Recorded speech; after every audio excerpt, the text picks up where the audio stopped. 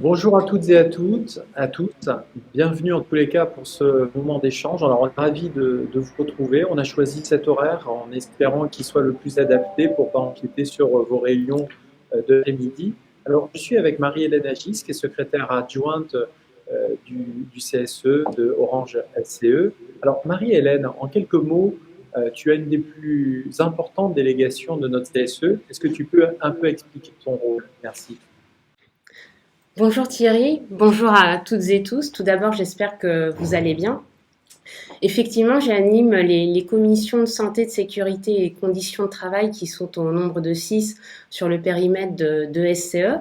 Les ordonnances Macron de 2017 ont mis en place de nouvelles instances au travers du comité social et économique qui a fusionné les anciennes instances, c'est-à-dire ce que vous connaissiez comme les délégués du personnel, votre comité d'établissement ou encore les CHSCT.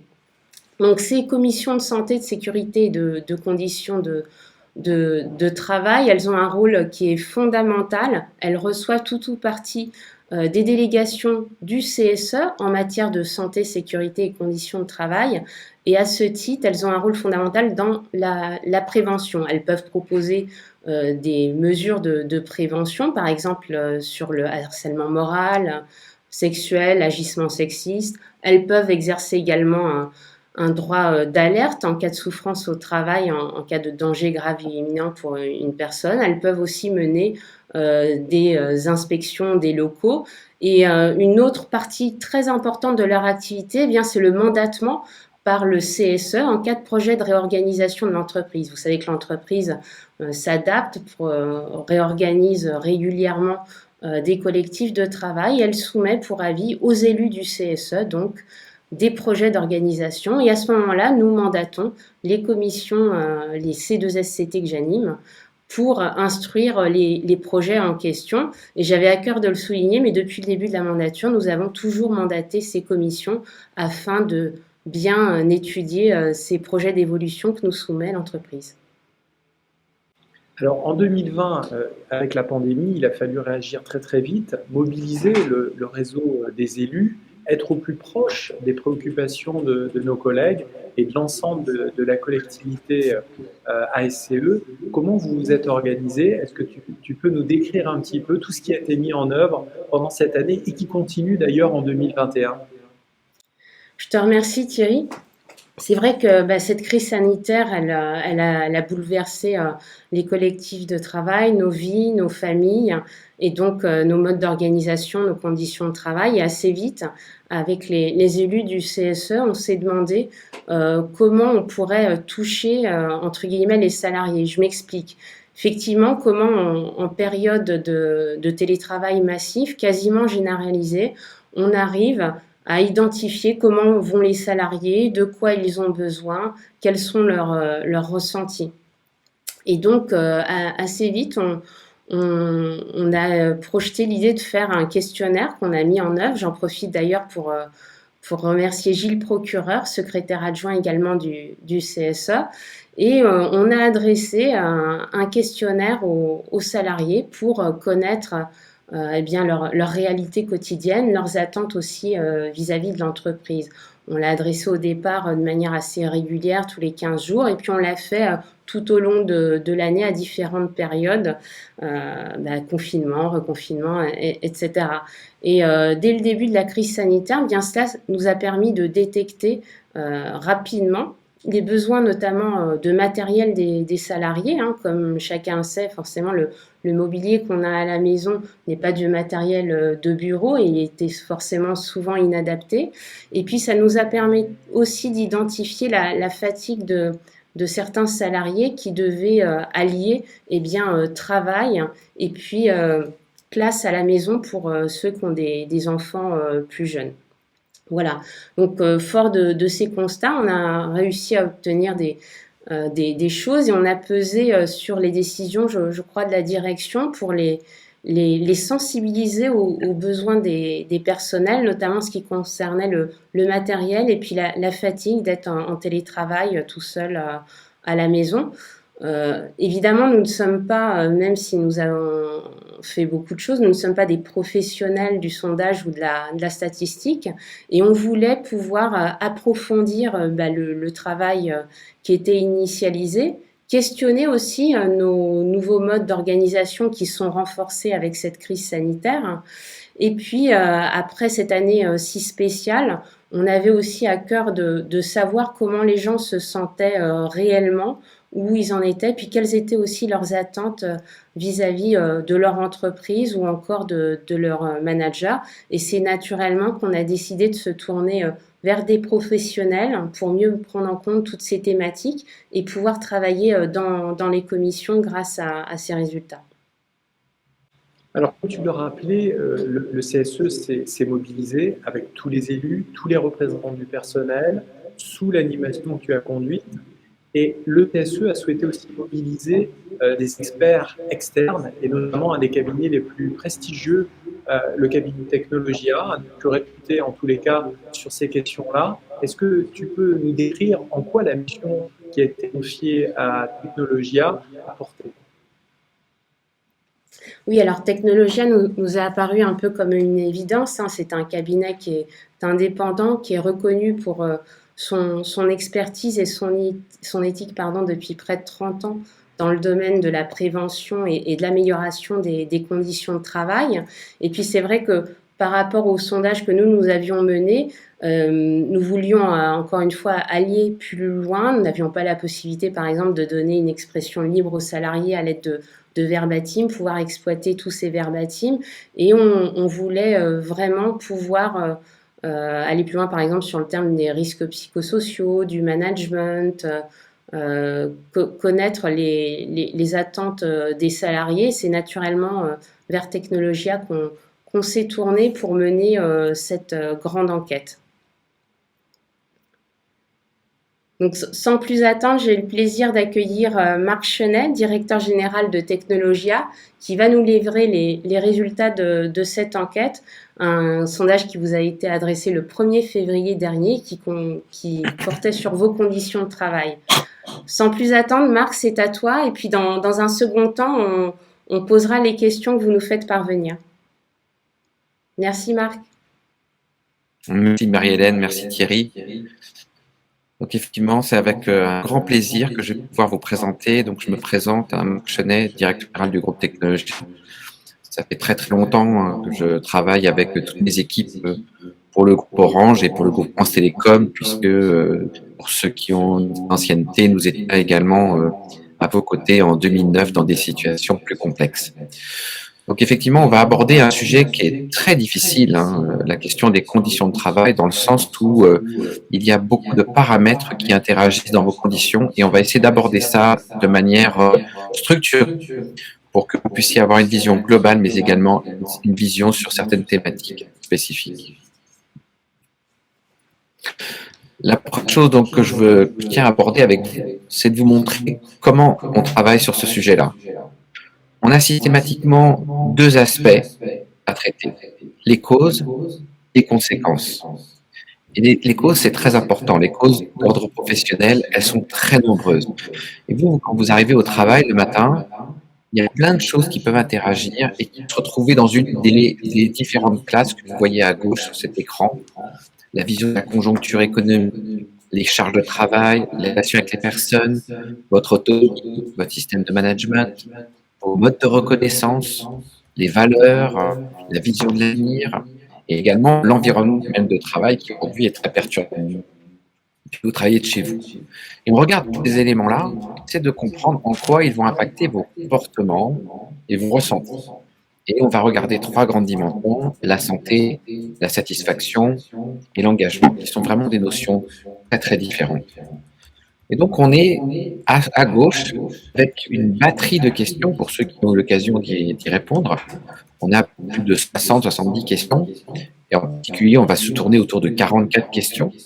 Et on regarde comment vous répondez à toutes ces questions. Et on essaie de comprendre finalement pourquoi vous vivez bien ou moins bien les situations. Donc, je vous préviens tout de suite, les résultats sont assez favorables. On a essayé de comprendre pourquoi, dans le contexte actuel, on a pu voir des résultats aussi favorables. Et puis, par ailleurs, il y a des sujets sur lesquels il est nécessaire de se pencher parce que tout n'est pas parfait. De toute façon, le monde parfait n'existe pas. Premièrement, donc, je tiens à le dire, on a envoyé le questionnaire, comme le disait Marie-Hélène, en février. On l'a envoyé à plus de 7000 salariés, donc à l'ensemble. Tout le monde a été concerné. Et plus de la moitié ont répondu, ce qui est très important parce que d'une part, ça montre l'intérêt qu'il y a par rapport à ce questionnaire et d'autre part, ça donne beaucoup de pertinence aux résultats. Et d'ailleurs, ces résultats sont présentés également à la direction qui s'y intéresse beaucoup, aux élus, aux représentants au CSE. Et là, vraiment, c'est une très belle occasion de vous les présenter. La première chose que je vais vous montrer est quelque chose de très complexe et donc on ne va pas rentrer dans le détail. Je vais vous montrer simplement un gros tableau et vous montrer sa couleur. En fait, nous travaillons sur des mécaniques de couleurs. Ce qui est rouge est très dégradé, ce qui est orange est dégradé, ce qui est bleu est bien, et ce qui est vert est très bien. Et notre grande surprise, ça a été d'avoir une cartographie très bleue, très verte, et avec éventuellement quelques cases en orange. Donc on s'est vraiment interrogé là-dessus. On ne va pas regarder en fait les résultats puisque je vais vous les détailler après. C'est pas l'objet de cette présentation. Mais ça montre en tous les cas que dans cette période-là, l'ensemble des salariés ont pu répondre à ces questions de manière assez favorable. Un score de 64, ça veut dire que globalement tout le monde a dit d'accord à des questions. Je suis d'accord, ça se passe bien. Je suis d'accord, ça se passe bien. En moyenne, encore une fois. Ça ne veut pas dire qu'il n'y a pas certaines personnes qui sont en difficulté, hein, et nous les verrons. Pas individuellement, mais nous les verrons.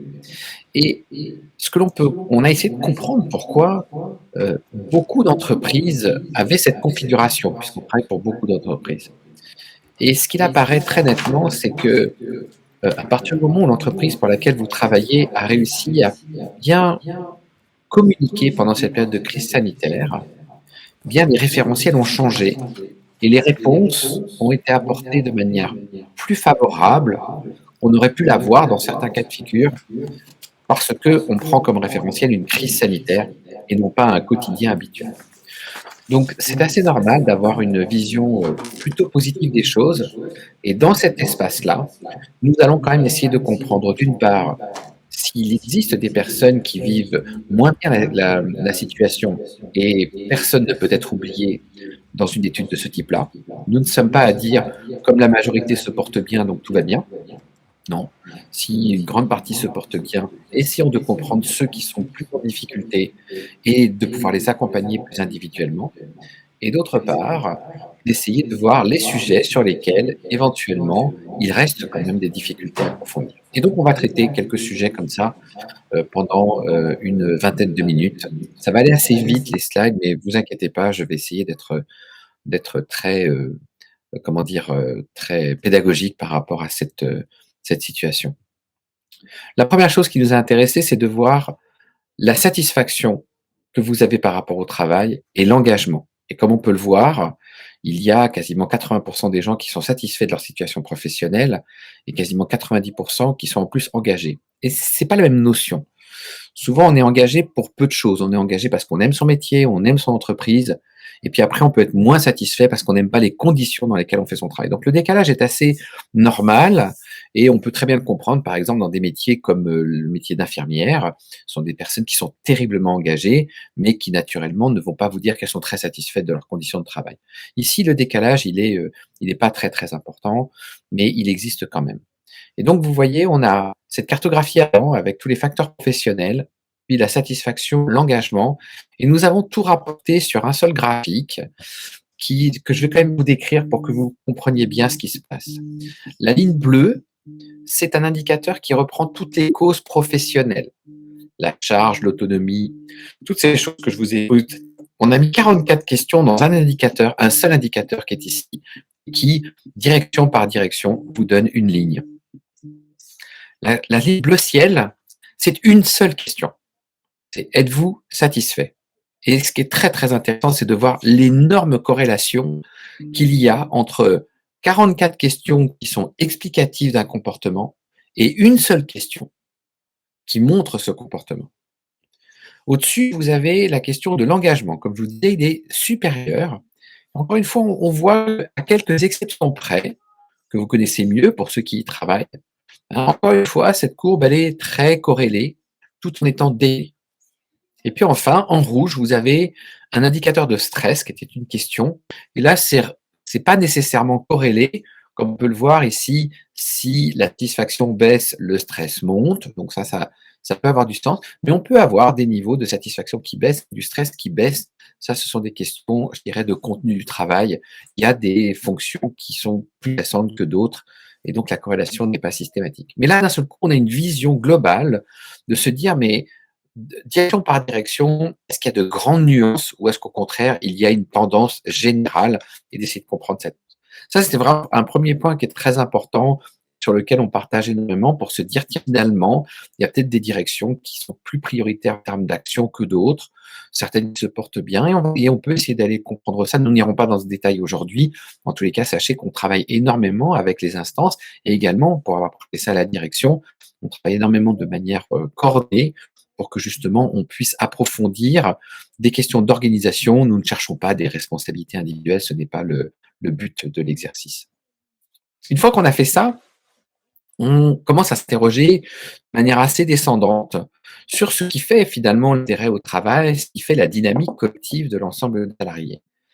Et comme on peut le voir, parmi cette première question, c'est on s'interroge sur ce qui vous intéresse le plus, sur ce qui est le plus important dans votre vie professionnelle. Et vous avez une question comme ça, 10 items, qui est en plus une question internationale dont on connaît les référents. Et comme on peut le voir, ce qui est le plus important, et donc ce sur quoi on insiste énormément lorsqu'on accompagne le CSE et dans son débat, c'est n'oubliez jamais que ce qui est important, c'est d'avoir un travail intéressant, d'avoir un bon équilibre entre sa vie privée et professionnelle, d'avoir de bonnes relations et d'être bien reconnu. Et reconnu, encore une fois, le financièrement, il est juste à côté. D'être bien reconnu, ce qu'on appelle la reconnaissance symbolique. C'est le fait de pouvoir justement permettre à certains d'avoir un bon équilibre avec sa vie privée, etc., etc. Et ça, c'est très important parce que à chaque fois que l'on discute, on débat sur certains sujets, ne jamais oublier que certains sont largement prioritaires dans ce qui fait votre dynamique collective. À partir de là, on va commencer à également s'intéresser toujours dans cette question de compréhension de la dynamique, ce qui englobe cette dynamique. Et ce qui englobe cette dynamique, c'est une vraie notion qui tourne autour du leadership. C'est ce qui fait en fait que le matin, vous arrivez au travail, et puis en fait, vous savez vers où vous allez. Et savoir vers où on va, en gros, les premières questions, c'est est-ce que vous connaissez les perspectives de l'entreprise? Vous comprenez sa stratégie? Est-ce que vous y adhérez? Et donc, on vous a posé cette question qui s'est avérée également très positive. La première question, vous le voyez, j'ai connaissance des orientations stratégiques. Vous êtes 60% à les connaître et en plus, pour vous, elles sont claires. C'est très important, elles sont claires.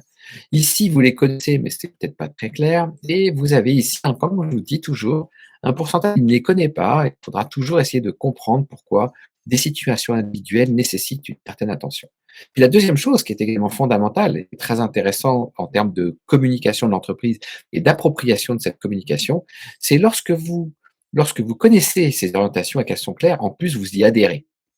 Vous êtes 94% à adhérer à une stratégie qui vous a été exposée. Vous imaginez bien que pour une entreprise, c'est beaucoup plus facile de fonctionner lorsque tout le monde est aligné sur quelque chose et c'est approprié. Je dis pas, c'est pas, on n'impose pas. C'est, on a proposé une stratégie, on a essayé et on regarde si effectivement les gens s'approprient cette stratégie.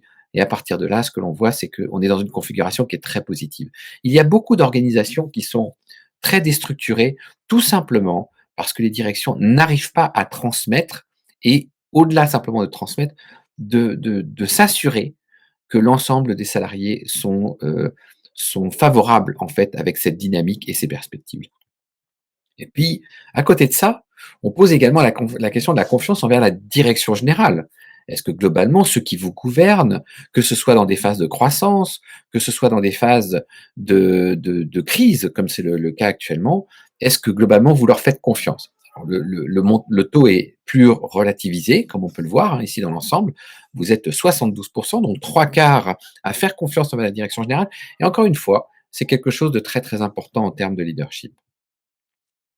Ensuite, on a eu beaucoup de questions sur la crise sanitaire. Je vais passer un petit peu de temps sur certains slides, même si j'irai un petit peu vite, mais c'est fondamental parce que c'est le sujet actuel.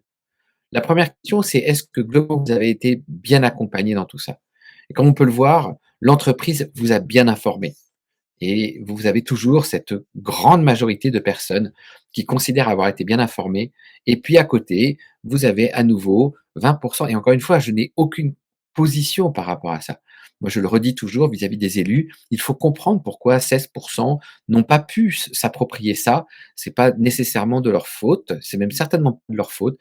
Il faut comprendre, il y a une communication qui a touché beaucoup de monde, et puis certaines personnes ont été moins, je vais dire, sensibilisées. Et comme une entreprise se doit de protéger tout salarié, 100% de salariés, quoi qu'il arrive, ces fameux 16% restent importants. Mais regardez derrière, de bonnes relations, bien informés sur l'activité, de bien connaître toutes les mesures de protection, tout ça a quand même été globalement travaillé. La seule chose, et c'est peut-être quelque chose pour lequel vous en aviez besoin ou pas besoin, la question des évolutions de la rémunération liées à la crise n'ont pas été vraiment impactées, même si peut-être, et je ne pourrais pas me prononcer plus que ça, vous avez pu poursuivre, quoi qu'il arrive, en télétravail, cette activité.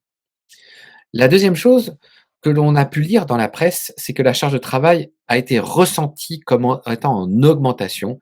Et nous aurons le temps de regarder ça, puisqu'effectivement, à partir du moment où vous étiez en télétravail, il y a les temps de début de journée, les temps de fin de journée, les temps de pause, etc., qui ont créé cette accélération. Elle est très bien révélée ici, sans ambiguïté aucune, puisque vous voyez ici, c'est inchangé. En baisse, il n'y en a pas. En hausse, vous êtes 60%. L'entreprise également avait un enjeu majeur dans cette crise-là, c'était de s'occuper de vos préoccupations individuelles qui étaient il y avait beaucoup de questions qui pouvaient être, relatives à ça. Il y a eu pendant le début toute la question de la vulnérabilité et donc la mise à distance par rapport à la difficulté, et à l'incompréhension de ce virus et puis petit à petit sont arrivés d'autres types de difficultés, les gardes d'enfants, l'isolement, les relations avec les personnes et donc là, comme on peut le voir, vous avez à nouveau à peu près 3/4 des personnes qui considèrent que les préoccupations, à travers différents relais, ont été prises en compte et un peu plus de 25% qui ont eu plus de difficultés à s'y retrouver, sachant qu'effectivement, il y avait des situations qui n'étaient pas simples. Je prends cet exemple-là, pour ceux qui ont bien suivi la question de la vulnérabilité. Si on était juste à la bordure de la vulnérabilité, mais qu'on rentrait pas dans le cadre de la vulnérabilité, comment est-ce qu'on était pris en charge et comment est-ce qu'on était écouté par rapport à ça? Donc on peut peut-être retrouver ce type de situation. Le manager le management, en tous les cas, a été à l'écoute des préoccupations. On peut le voir à 80%. Et ce qui nous révèle finalement la situation globale et qui était la dernière question sur ce sujet, c'est que vous avez un peu plus de la moitié qui ont vécu cette période de crise sanitaire de manière plutôt sereine.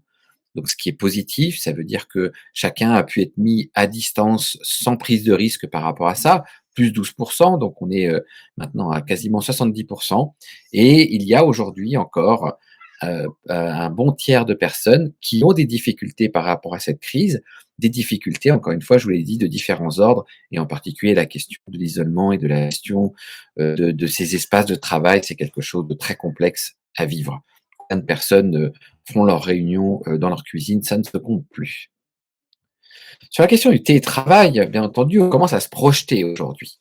Parce que le télétravail va évoluer. En tous les cas, le rapport au site, à la relation va évoluer.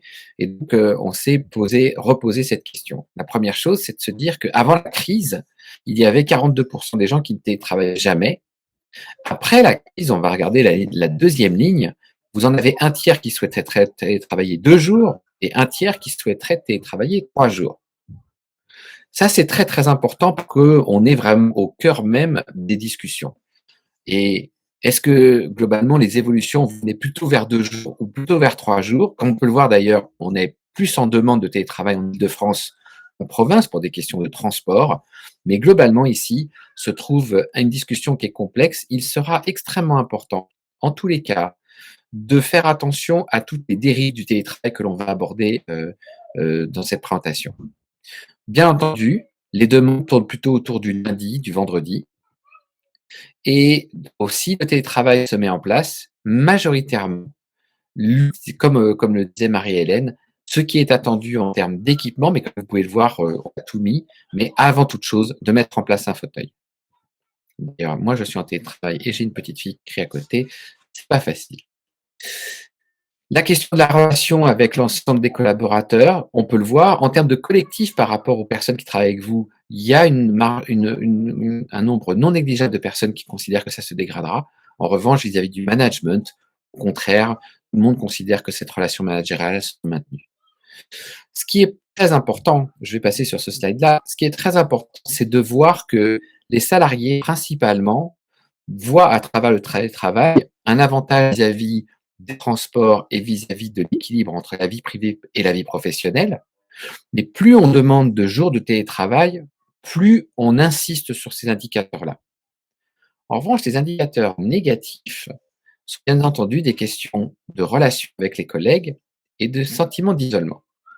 Et plus on demande de jours, moins on est concerné par ça. Et là, vous voyez tout de suite que demain, comme on le voit, vous en avez un tiers qui veut 2 jours, un tiers qui veut 3 jours. Ensuite, ça se répartit entre les deux extrêmes. Quelle que soit la configuration qui sera mise en place, il y aura des gens qui vont voir ces inconvénients apparaître. Il faudra être extrêmement attentif. Et puis, j'insiste sur un dernier point très important, qui est le deuxième item, qui est partagé par tout le monde. Le télétravail, c'est très bien pour les équilibres, mais ça va amener à perdre quelque chose de fondamental, qui est ce qu'on appelle l'instant créatif. C'est parce qu'on a des rencontres comme ça, à une cafétéria, des rencontres qu'on appelle fortuites, qui font que l'innovation s'installe dans une entreprise. Et là, tout le monde en a pleinement conscience. Si on pousse trop loin le curseur, ça va avoir un impact au niveau personnel, c'est-à-dire une perte aujourd'hui d'épanouissement professionnel, mais ça aura également un impact très très fort pour l'entreprise elle-même qui risque de perdre des éléments d'innovation. Donc, dans les négociations qui vont avancer, toute cette expression que vous avez pu remonter, moi j'insiste beaucoup auprès de tout le monde pour que vous puissiez justement vous approprier ça. Je vais prendre une petite seconde pour demander à ma petite fille de baisser un tout petit peu le ton parce que je crois qu'ils ont oublié que j'étais à côté, que je leur avais demandé un petit peu de silence. Ce sont les joies du télétravail. J'aurais bien aimé vous la présenter, mais je vais vous demander une petite seconde.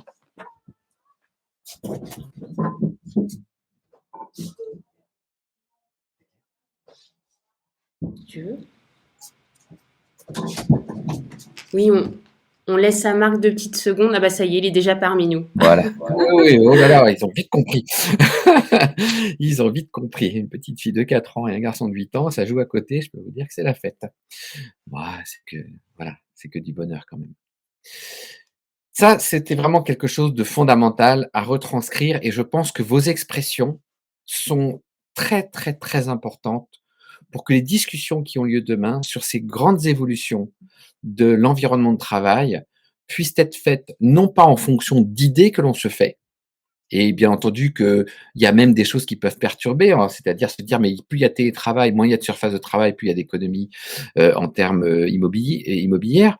Donc bien entendu que ce sont des dérives qui peuvent apparaître dans la gestion du télétravail, mais surtout de se dire comment aujourd'hui vous ressentez le télétravail et de ne pas faire n'importe quoi parce que d'une entreprise à une autre, ce sont les salariés en fait qui globalement vont tenir la clé de la performance du télétravail, qu'elle soit d'un point vis-à-vis de vous-même ou vis-à-vis de l'entreprise, avec aussi des avertissements pour les salariés qui peut-être certains aimeraient aller très très loin dans le nombre de jours.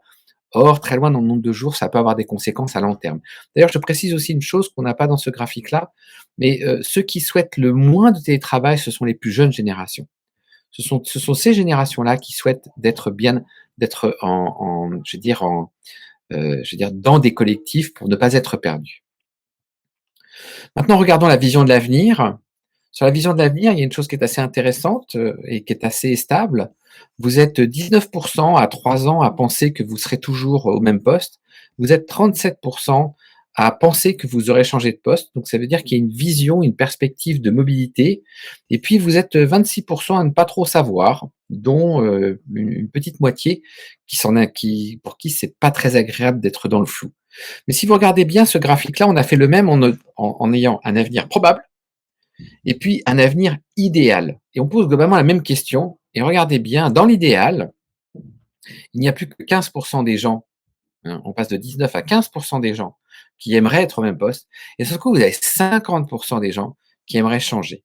Et de toute façon, la crise aussi a poussé un petit peu à repenser des choses, mais il y a une vraie volonté aujourd'hui de mobilité interne qui est clairement affichée, et la gestion des ressources humaines qui est l'une des composantes. Je ne vais pas dire qu'elle est mal notée parce qu'elle est juste à la bordure du bleu et du orange à la cartographie, mais ça montre bien en tous les cas que ce besoin d'accompagnement est clairement exprimé, et j'ai pu justement exposer ça vis-à-vis de la direction des ressources humaines pour bien s'approprier ça. Après, est-ce que l'entreprise pourra le faire ou pas, ça sera quelque chose. La question des relations. Les relations, c'est pareil, c'est un thème passionnant. Vous avez la relation de proximité. Vous avez votre équipe et vous vous entendez bien. Et puis parfois, quand on n'est pas très très bien par rapport à l'extérieur, on se reconcentre sur ce que j'appelle le cocon en fait relationnel. Et on peut le voir ici, vous avez 80% des gens qui considèrent que la relation est bonne dans son collectif, et puis 20% pour qui c'est moins bon. Et puis même, vous avez à nouveau ces fameux petits pourcents qui sont en grande difficulté avec des expressions autour de l'agressivité, de la malveillance.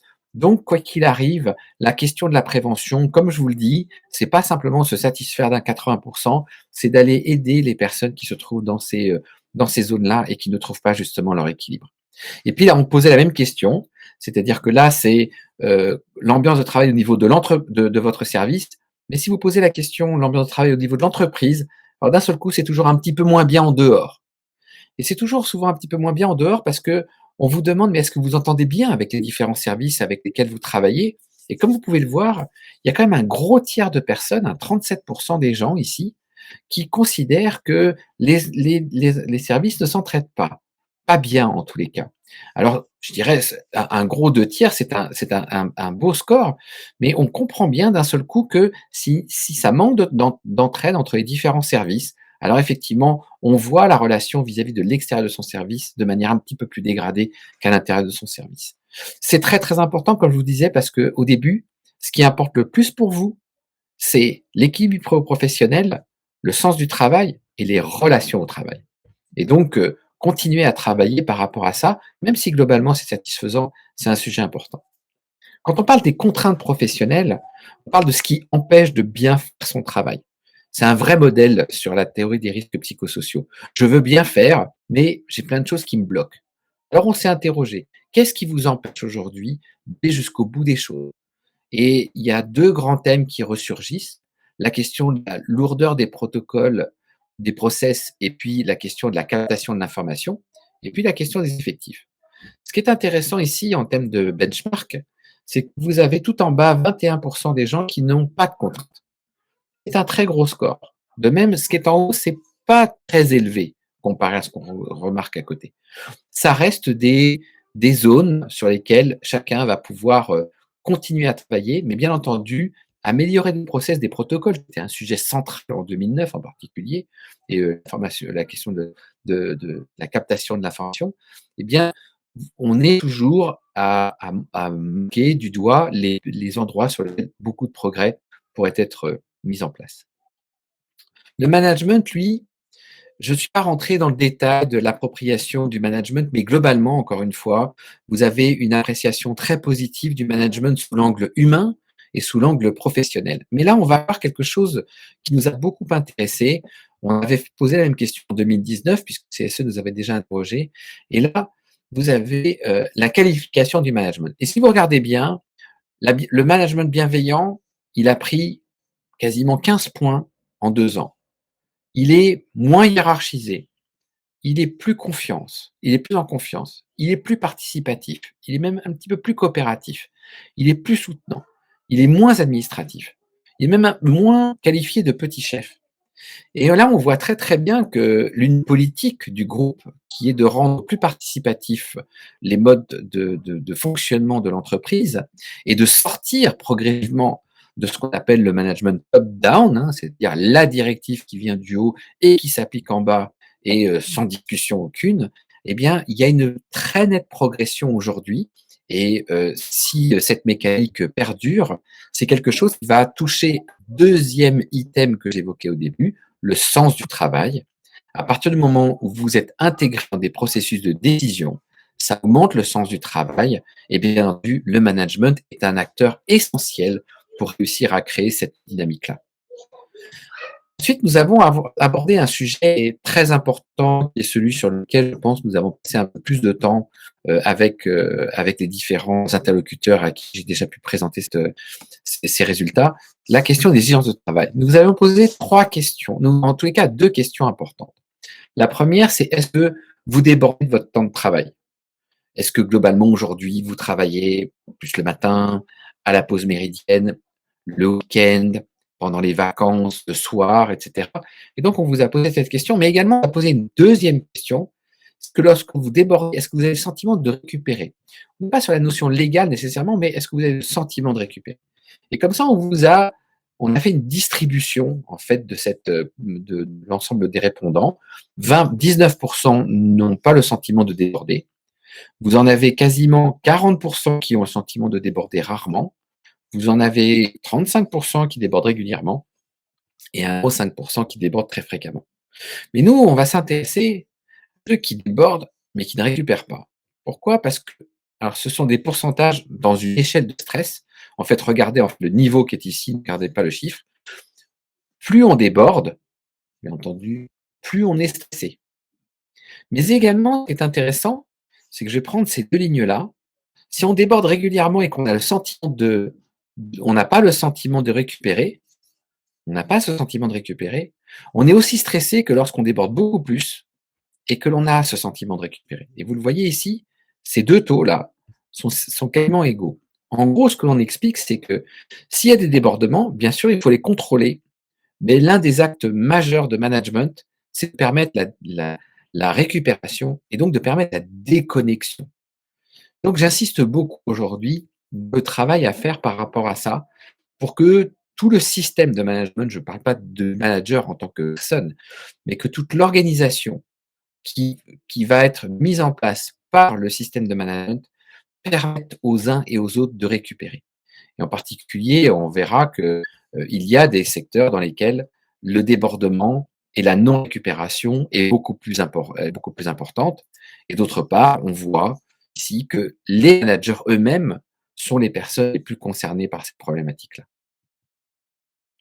Au niveau des moyens de communication, j'ai souhaité vraiment toujours insister sur qu'il reste encore 30% de personnes qui n'arrivent pas à répondre à tous leurs mails. Et puis vous en avez, celui-là, je le garde vraiment avec un regard attentionné, 31% qui se sentent toujours submergés par le nombre de mails qu'ils reçoivent. Il y a toujours une progression à avoir par rapport à ça. Les attentes en termes de gestion de ressources humaines, comme je vous l'avais dit, il y a des attentes par rapport à la performance de la direction. Mais globalement, je dirais, ces attentes-là, je pense, mais peut-être que je me trompe, parce qu'il faudrait certainement approfondir, elles sont très, très liées à cette volonté de mobilité.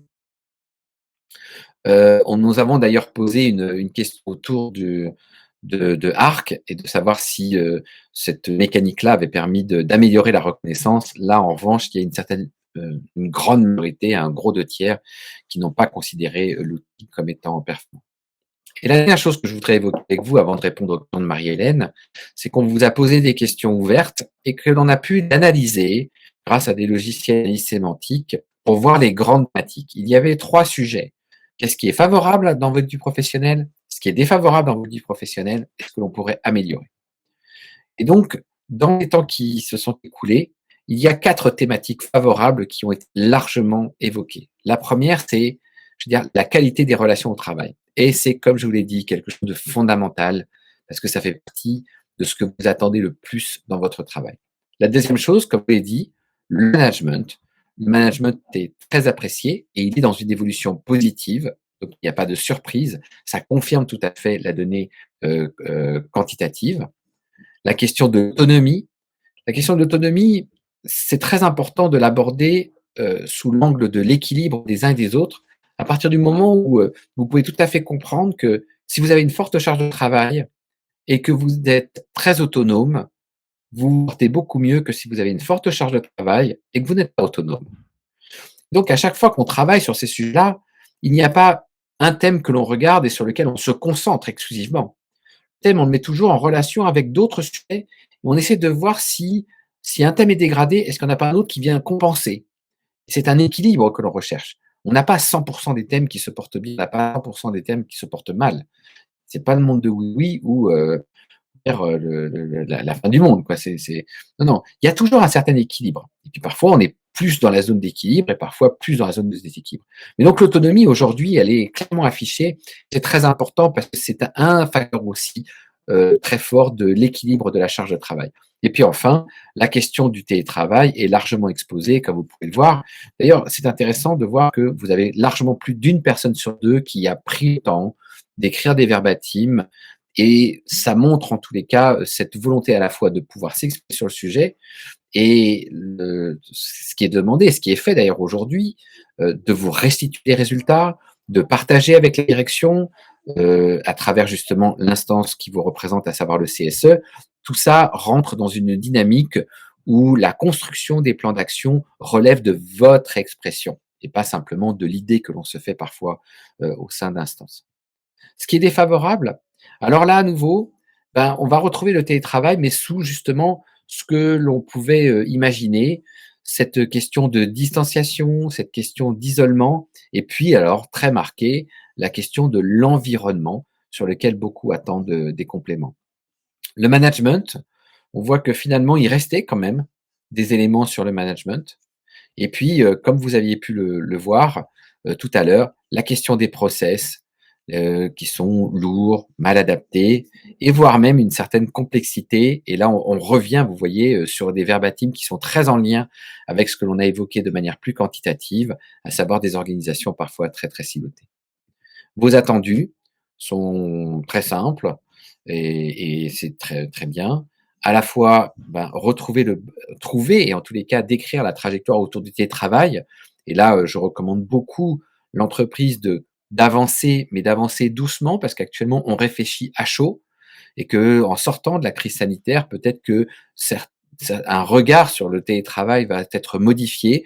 Donc, il faut faire évoluer, mais se donner les moyens de bien suivre cette évolution et ne pas de rentrer dans des théories trop extrêmes. D'ailleurs, il faut savoir que dans la Silicon Valley, qui avait justement même proposé télétravail jusqu'à fin 2021, d'entrée de jeu en 2020, sont en train de faire énormément marche arrière parce qu'ils se sont rendus compte, comme je vous l'ai dit, que la question de l'isolement et de la perte de l'instant créatif était quelque chose d'extrêmement difficile.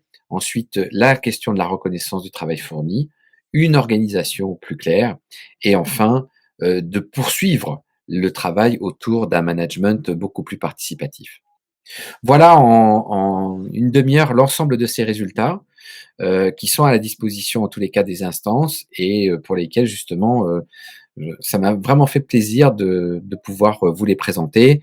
Je sais que Marie-Hélène a peut-être recueilli un certain nombre de questions auxquelles je vais pouvoir répondre.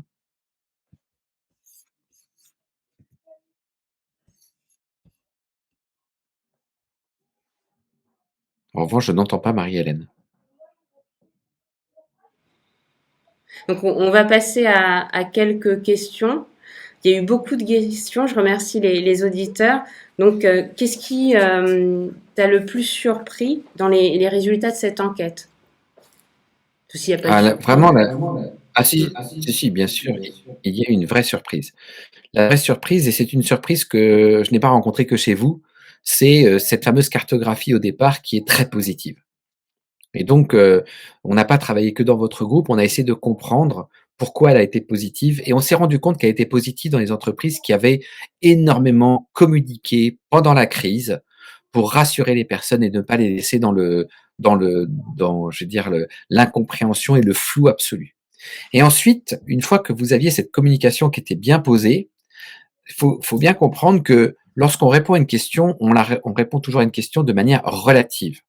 Je vous donne un exemple très très simple. Vous avez deux populations, une qui s'entend, deux groupes de travail, deux services, un qui s'entend très très bien et un qui s'entend très très mal. Mais on va supposer que ces deux groupes-là ont exactement la même charge de travail, exactement la même. Si vous posez la question de la charge de travail, le groupe qui s'entend bien vous parlera d'une moindre charge de travail que celui qui s'entend mal. C'est là où on explique l'interconnexion entre les différents facteurs. Et là, d'un seul coup, qu'est-ce que l'on fait? On part d'un référentiel qui était, ben, moi, je compare mon travail à d'autres personnes avec qui ça va bien, donc j'ai un peu plus de facilité à dire que ça se passe pas si bien que ça. Puis d'un seul coup, je compare mon travail par rapport à une situation de crise sanitaire et je relativise et je rehausse en fait mon appréciation de ce que je vis au rapport à la crise sanitaire. Et donc cette première surprise en fait nous a surtout permis de relativiser les résultats et je l'ai très clairement expliqué à la fois au CSE et à la direction en exposant que ces résultats, il fallait justement pouvoir de temps en temps les modérer et revenir, même si les choses restent positives, vraiment rester très très concentré sur certains sujets, comme on l'a vu par exemple la non-récupération liée à la charge de travail, de rester très très concentré et de ne pas simplement se satisfaire d'une expression qui est relativisée par rapport à la crise sanitaire. Merci Marc. Une autre question encore. Alors, quels sont les points de vigilance que vous avez identifiés? Alors, je pense qu'il y a beaucoup de dynamique dans tout ça. La première vigilance absolue relève en fait de la manière dont on aborde la prévention des risques dans le cadre d'une entreprise aussi grande. Comme je vous l'ai dit tout à l'heure, ce n'est pas parce que 80% des gens se portent bien qu'il n'y a rien à faire. Lorsque vous avez 80% des gens qui se portent bien, il y a 20% des gens sur lesquels il faut trouver des mécaniques pour les accompagner. Et cette mécanique, elle est très complexe, tout simplement parce que déjà, il faut, je vais dire, entre guillemets, il faut les trouver. Et il y a des personnes qui ne veulent pas s'exprimer. Donc, réussir à ouvrir des portes pour que ces gens puissent s'exprimer, mais non pas sur un seul canal, mais plein de canaux, ce qui est d'ailleurs le cas dans le cadre de la prévention chez Orange. Il y a beaucoup de canaux, parfois même un peu trop. J'avais rencontré dans certaines régions, on se perdait un petit peu dans les systèmes de prévention. Mais en tous les cas, faire en sorte que toute personne puisse s'exprimer librement, de manière confidentielle, pour qu'une situation complexe puisse trouver une solution et non pas au contraire tombe dans des situations extrêmes, comme on a pu, comme on peut le voir, nous, on voit qu'il y a même il y a quelques verbatim qui sont vraiment qui sont difficiles. Et ça, même si on n'a pas le droit de les révéler, parce qu'on vous garantit l'anonymat, mais il n'empêche que d'autres mécaniques qui vont faire que ces gens-là puissent s'exprimer et trouver des solutions, ça c'est extrêmement important. Et puis ensuite, si on regarde bien les thématiques, il y a la thématique de la mobilité qui est très importante, la thématique de l'organisation du télétravail de demain, sur lequel il faut être prudent, comme je vous le disais, et puis cette question de récupération, où lui, en fait, toute la question liée à la déconnexion est fondamentale. On le voit, un tiers de salariés ont toujours cette difficulté en termes de sentiment à être submergé par les mails, etc., et de ne pas pouvoir déconnecter. Il est très important de poursuivre la réflexion, d'autant que les moyens technologiques aujourd'hui nous permettent de plus en plus de choses et de couper. Si je peux me permettre une petite anecdote que je trouve très intéressante euh, et qui concerne une salariée que je connais très très bien, qui travaille dans un énorme groupe d'informatique américain et qui d'ailleurs s'est partie à Boston. Et cette personne-là prend 3 semaines de vacances et son manager lui dit, bah, pendant les 3 semaines, tu n'ouvres jamais ton téléphone. Jamais ton téléphone professionnel. Parce que déjà, bizarre, on est aux États-Unis, jamais ton téléphone professionnel, c'était bizarre. Mais quand tu reviens le lundi de ton retour, quand tu reviens, tu vas regarder tes mails, les mails de la semaine, tu les mets tous à la poubelle. Tu ne lis même pas. Ça fait longtemps qu'on a trouvé la solution. Les mails de la deuxième semaine, tu peux lire en diagonale, mais tu les mets tous à la poubelle. Ça fait longtemps qu'on a trouvé la solution. Et les mails de ta troisième semaine, tu en prends entre 3 et 5 grands maximum, tu y réponds, et si tu es arrivé à 9h, à 10h, c'est terminé, tu peux commencer ta journée. Là, d'un seul coup, on se rend compte que la question de la déconnexion, c'est pas simplement une bonne intention. La question de la déconnexion, c'est une organisation managériale qui fait que quand quelqu'un s'absente, il y a toujours une organisation qui se substitue à la personne. Et ça, c'est quelque chose de très, très, très difficile aujourd'hui dans les précipitations, les organisations qui sont en perpétuel mouvement. Mais si on reste très, très attentif à ça, on redonnera tout ce qui est profondément attendu. Et je le redis, l'équilibre vie professionnelle, le sens du travail et la qualité des relations. Et regardez, équilibre professionnel, c'est la déconnexion. Le sens du travail, c'est le management participatif. Et la qualité des relations, c'est la bonne gestion du télétravail. Merci Marc. On va prendre encore une autre question. C'est sur les populations les plus jeunes. Vous avez identifié qu'ils ont plus besoin de revenir sur site, d'être moins en télétravail. Comment vous l'expliquez? Est-ce que... Oh, en fait, au départ, on pense que c'est contre-intuitif parce qu'on pense que ce sont les populations les plus connectées. Et puis, au bout du compte, si vous prenez tout simplement, lorsque vous recrutez quelqu'un, vous ne pouvez pas lui dire reste chez toi et puis tu vas organiser ton travail sans être dans une forme de relation de proximité avec ton environnement et tes collaborateurs et tes collègues et puis ton management. Et aujourd'hui, les populations, au-delà de la question des jeunes générations qui souffrent, les jeunes générations souffrent aussi énormément pour celles qui n'ont pas pu une seule fois, aller au bureau. J'ai l'impression que ma fille a oublié la petite demande que je t'ai faite tout à l'heure, mais quand elles n'ont pas pu venir au bureau, aujourd'hui, ce sont des personnes qui souffrent énormément de ce manque de connexion. Alors évidemment, il y a aujourd'hui une évolution des modes de connexion qui sont assez marqués. Si vous allez dans des startups, voire même dans des entreprises, moi, j'ai eu l'occasion de discuter avec les salariés de TikTok en France, par exemple. Ce sont des entreprises qui ne sont jamais allées qui n'ont jamais réouvert leur bureau depuis le mois de mars 2020. Effectivement, ils ont mis des systèmes de connexion avec un peu plus de convivialité, de jeux, etc., tout en restant extrêmement sérieux.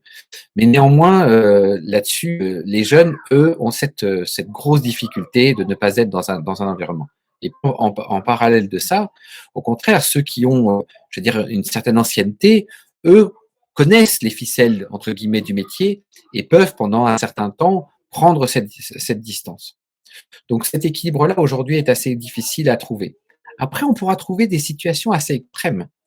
Et je pense qu'il faut laisser les choses évoluer, parce que si le télétravail devait, je veux dire, être renforcé, peut-être que l'on trouvera, je dis bien peut-être, hein, on est quand même je veux dire, on a une nature de contact, hein, encore plus en tant que latin, on aime le contact, d'accord?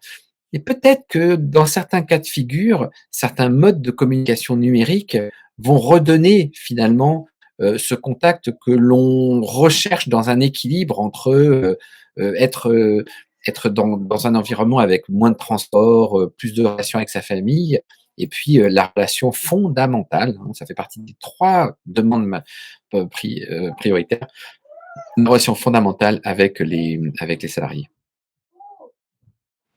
Merci Marc. Oui, alors il y a beaucoup aussi de remarques sur l'équilibre vie privée, vie professionnelle, comme tu viens d'en parler. Peut-être une dernière question sur les recommandations. Donc, beaucoup d'auditeurs nous demandent quelles recommandations vous pourriez donner à nous, CSE, les membres de la direction. Bien sûr. Beaucoup de travail à À faire. partir du moment bien sûr, le travail à faire. Alors, ce qui est très important, c'est que, en particulier, tous les résultats que l'on a toutes les données qu'on a pu analyser, on a cette capacité à les analyser direction par direction, strat manager et avec du moins par statut, on peut analyser par tranche, etc. Donc nous, la première chose qu'on fait, c'est qu'on décompose la population, ce qui va nous permettre d'avoir une double approche. Une approche par segment de population et une approche par thématique. Et ce qui est fondamental, c'est de se dire quelles sont les thématiques qui deviennent prioritaires et quels sont les segments de population qui sont prioritaires. Globalement, quelles sont les directions qui ont le plus de difficultés? Et certaines affichent un peu plus de difficultés que d'autres. Et d'autre part, quels sont les thèmes sur lesquels il faut vraiment se concentrer? Les thèmes sur lesquels il faut se concentrer, je vous les ai listés. Et volontairement, alors qu'on avait 60 questions, on n'a pas fait une recommandation globalement par question. Il est important de réussir à faire monter le plus important. Parmi le plus important, il y en avait une à laquelle j'aurais pu m'attendre et qui finalement n'apparaît pas. C'est la question de l'adhésion à la stratégie. Et donc la question de la communication corporate. Ça, c'est interne, pardon. C'est vraiment fondamental. Non, pour l'instant, il y a vraiment une bonne concentration autour de la compréhension de la stratégie. Globalement, encore une fois, je vous ai dit, certaines tranches n'y adhèrent pas nécessairement. mais il y a quelque chose qui est que tout le monde s'est bien approprié. Donc après, je vous dis, comme je vous l'ai dit, il y a la question des mobilités, il y a la question du télétravail, il y a la question du débordement vis-à-vis de la charge de travail. Et puis, alors c'est le travail justement que l'on peut poursuivre, et vous avez les documents d'ailleurs pour ça, puisque les cartographies ont été faites direction par direction. Ça permet aussi de repérer pour les directions les plus en difficulté les thématiques à prioriser. Ce que je veux dire par là, c'est que quand d'ailleurs on pourra se revoir par rapport à ça avec le CSE, ce qui est fondamental, c'est il ne faut surtout pas se donner une liste de 50 ou 60 choses à faire. D'ailleurs, si vous demandez ça à une direction de ressources humaines, elle vous dira, mais dans quel ordre je prends les choses? Je suis noyé dans un plan d'action avec une liste à l'après-vert, je n'y arrive pas. Il faut réussir à trouver les X actions qui sont prioritaires par rapport à des populations, qui sont prioritaires, comme on l'a pu le voir, par rapport à quelques thématiques, de les mettre en place, parce que celles-ci, on arrive à les mettre en place. L'évolution du management, la négociation télétravail, etc. Et puis, de toujours garder une action fondamentale, c'est de trouver les personnes et leur donner les moyens, c'est pas d'aller les chercher nécessairement, c'est de donner les moyens aux personnes en difficulté qui ne vont pas se retrouver dans les actions qui sont proposées, qui vont dire mais ils n'ont rien compris à mon problème. Et ces gens-là, faut pas leur dire mais attends, c'est ce qui est prioritaire, tu prends ce qu'il y a. Non, ces gens-là, faut leur donner les moyens d'être pris en charge d'une certaine manière, soit parce qu'ils s'expriment, soit parce qu'on va les trouver mais je veux dire, sans interférer avec leur volonté, de leur trouver justement les moyens de pouvoir à la fois trouver une solution par rapport à leurs difficultés, ou alors de comprendre aussi qu'il y a des choses qui se font par séquence, et à partir de là, de trouver les moyens de temporiser certaines situations. Marc, il y a encore pas mal de questions, on ne pourra pas tout y répondre. Donc, ce que je propose, hein, c'est qu'on vous répondra dans les jours suivants. Les résultats seront bientôt prochainement en ligne, ainsi que le replay de l'émission. Il ne me reste plus qu'à vous remercier, Marc, Thierry, et puis Merci. les auditeurs, évidemment. J'ai envie de vous dire tout simplement, prenez soin de vous et faites des projets, des petits projets, des grands projets qui soient personnels, professionnels. Et je pense que c'est ce qui nous tient debout pour des jours meilleurs. Prenez soin de vous. À bientôt. Merci beaucoup à vous tous.